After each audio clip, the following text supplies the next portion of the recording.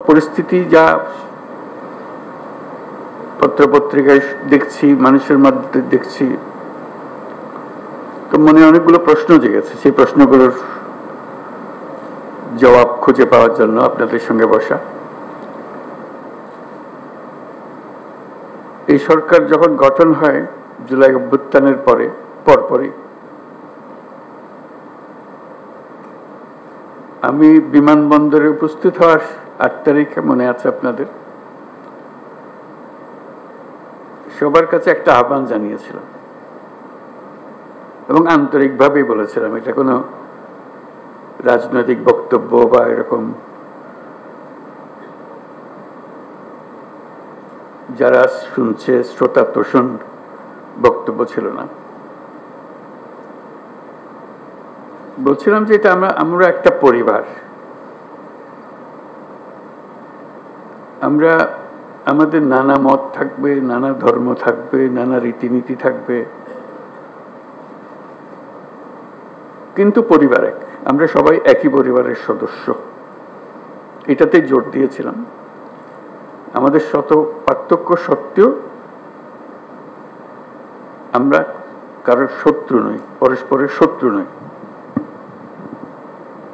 আমরা এক জায়গাতে এক কাতারে ওইখানে চলে আসি যখন আমাদের জাতীয়তার প্রশ্ন আছে, আমাদের পরিচয়ের প্রশ্ন আছে। আমরা বাংলাদেশি, আমরা এক পরিবারের সদস্য। তারপরে যখন শপথ গ্রহণ করলাম তখন থেকেই শোনা আরম্ভ করলাম যে সংখ্যালঘুদের উপরে অত্যাচার হয়েছে। তো আমার মনটা খারাপ হয়ে গেল। একটু আগে বললাম আমি এই কথা, এখন বলেছি অত্যাচার হয়েছে। এর পরপরে আমি ঢাকেশ্বরী মন্দিরে গেলাম, আপনারা ছিলেন। সেখানেও একই কথা বললাম যে আমরা একই পরিবারের সদস্য, এবং বলছে যে আমরা অন্য সব দাবি দেওয়া বাদ দিলেও একটা দাবি আমাদের একদম পরিষ্কার, আমাদের সবার সমান অধিকার, বলার অধিকার, ধর্মের অধিকার, কাজকর্মের অধিকার, এবং সেটা আসছে আমাদের সংবিধান থেকে, নাগরিক হিসেবে আমাদের প্রাপ্য, এবং রাষ্ট্রের দায়িত্ব হলো এটা নিশ্চিত করা। এবং আমি আন্তরিকভাবেই বলার চেষ্টা করেছিলাম যেহেতু রাষ্ট্রের দায়িত্ব এখন আমাদের হাতে, এটা আমাদের দায়িত্ব নিশ্চিত করা, দায়িত্ব যে সংবিধান নাগরিককে যে দায়িত্ব দিয়েছে সেই দায়িত্বগুলো তার কাছে পৌঁছে দেওয়া, নিশ্চিত করা। তারপরেও কথাটা উড়ে গেল না। শুনলাম এখনো সংখ্যালঘুদের উপরে হামলা হচ্ছে। আমি সবাইকে নিয়ে বসলাম, আলাপ করলাম এটা কিভাবে করা যায়, এটার থেকে উদ্ধার পাওয়া যায় কিভাবে। তখন দুর্গাপূজার সময় আসলো, তখন বললাম যে একটা সুযোগ,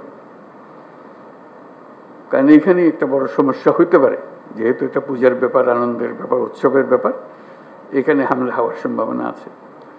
আমাদেরকে নিশ্চিত হতে হবে যে হিন্দু সম্প্রদায়ের উপরে কোনো রকমের হামলা যেন না হয়। আমি খুব খুশি হলাম, সবাই তা খুব সিরিয়াসলি নিল। আপনাদের মনে আছে খুব উৎসব সহকারে সবাই দুর্গাপূজা করলো। কয়েক হাজার পূজা মণ্ডপ ছিল, সব জাতীয় খবর হলো সুন্দর হয়েছে। তাঁতিবাজারে একটা ঘটনা হয়েছিল, একটা ককটেল ফাটিয়েছিল একজন, ফাটায়নি, ককটেল মেরেছিল, এটি একমাত্র খবর ছিল। তবু আনন্দিত হয়েছিলাম, নিশ্চিত হয়েছিলাম এই জন্য যে আমরা সবাই একযোগে, এবং সেখানে সবাই যোগদান করেছে। এটা শুধু হিন্দু সম্প্রদায়ের উৎসবের বিষয় ছিল না, এটা পুরা জাতীয় উৎসবে পরিণত হয়েছিল। সবাই উৎসব করেছে, ছেলে মেয়েরা গেছে, বুড়া বুড়িরা গেছে, মুসল্লিরা গেছে, মৌলানারা গেছে, সবাই গেছে, আনন্দ সহকারে করেছে। তারপরে মনে একটু তৃপ্তি পেলাম যে হ্যাঁ একটু তো কাজ করেছি।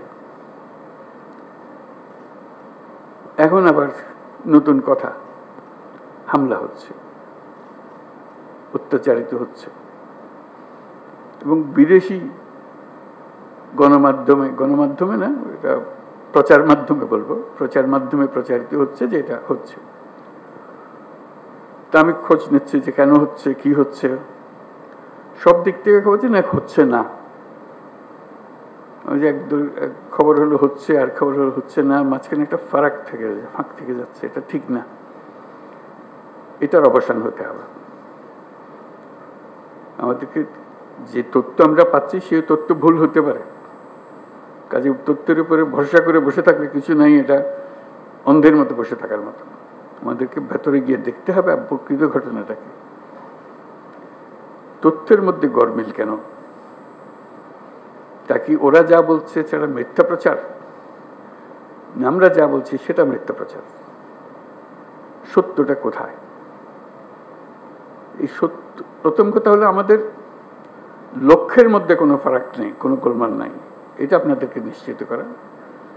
এবং তথ্যগুলো কিভাবে আমরা পাবো, ঘটনা ঘটছে সেটা আমাদের জানা, প্রকৃত তথ্য। অনেক সময় সরকারি তথ্যের উপরে ভরসা করা যায় না, কর্তা যা চায় সেভাবেই বলে দেয়, আসলটা মন খুলে বলতে চায় না, তো যেহেতু কর্তা নারাজ হবে তাতে।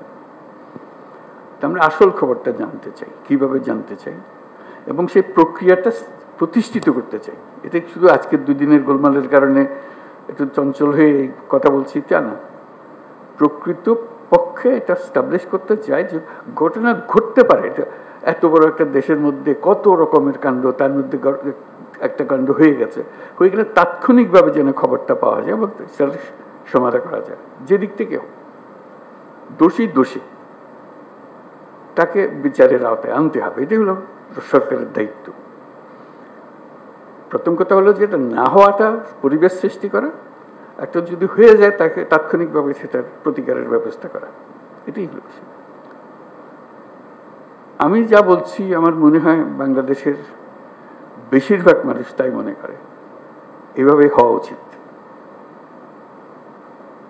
যে আমরা যেহেতু এক পরিবারের মানুষ, কাজে এক পরিবারের মানুষ হিসেবে আমাদের সামগ্রিক দায়িত্বটা যেন আমরা পালন করতে পারি, সেই পারিবারিক দায়িত্বটা আমরা যেন সম্পন্ন করতে পারি। সেখানে তথ্যটা হলো বড় বিষয়, এবং প্রতিকার। একটা হলো তথ্য, একটা হলো প্রতিকার। আমি পেলাম তথ্য, প্রতিকার পাচ্ছে না, এটা সমাধান করতে হবে। সমস্যা হয়ে গেলে সেটা সমাধান করতে হবে। সেই সমাধানটা আমরা কিভাবে করবো? আজকের আলোচনা এটা খোলাখুলি আলোচনা, সবাই আলাপ করব। আমাদের লক্ষ্যের মধ্যে কোনো গোলমাল নেই। এখন এই তথ্য প্রবাহটা কিভাবে হবে, দোষীকে কিভাবে ধরতে হবে, যাতে করে অন্যরা মেসেজটা পেয়ে যায় যে এখানে গোলমাল করে সুবিধা হবে না, বিপদে পড়বে, তার পরিবার জেনে যায়, তার প্রতিবেশী জেনে যায় যে সে ধরা পড়ছে, এবং ভবিষ্যতে কেউ উৎসাহিত না হবে। এরকম এক বাংলাদেশ আমরা করতে চেয়েছি, সেটার নামেই আমরা নতুন বাংলাদেশ বলেছি, এবং আমরা এটাতে বিশ্বাস করি। এটা শুধু কথা দিয়ে আপনাদেরকে সন্তুষ্ট করে আজকের মতো বিদায় নিলাম ওরকম না, এটা করতে হবে এবং দ্রুত করতে হবে। এটা ভবিষ্যতে একদিন হবে, এটা কথা বলে লাভ নেই। ভবিষ্যৎ তো আর আমরা কোনদিন দেখবো না, আমরা বর্তমানের মধ্যে আছি, বর্তমানেই করে যেতে হবে যা কিছু। কাজেই সেটাই আপনাদের কাছে আরজ যে খোলাখুলিভাবে আলাপ করবেন বিষয়টা, এবং এই তথ্যটা কিভাবে পাবো, কিভাবে সংগ্রহ করব, কিভাবে নিরাপদে সংগ্রহ করব, যে তথ্য দিচ্ছে সে আবার বিপদে পড়ে না যায়, মুশকিল তো, ওইটাও নিশ্চিত করা। এবং সত্যি প্রকৃত দোষী ব্যক্তি চিহ্নিত হয়েছে এবং সবাই আনন্দিত হয়েছে যে খবরটা ঠিক জায়গাতে পৌঁছেছে, এবং সেই খবরটার একটা প্রতিকার এসছে। শুধু খবর দেওয়া না, খবরের পেছনে এটা প্রতিকারও এসছে। তো সেই বিষয়গুলো আলোচনার জন্য আজকে এসছি, আপনারা খোলাখুলিভাবে আলাপ করবেন। আদিলুর বোধহয় এটা সঞ্চালন করবে, আর উপদেশটা আদিলুর। ধন্যবাদ।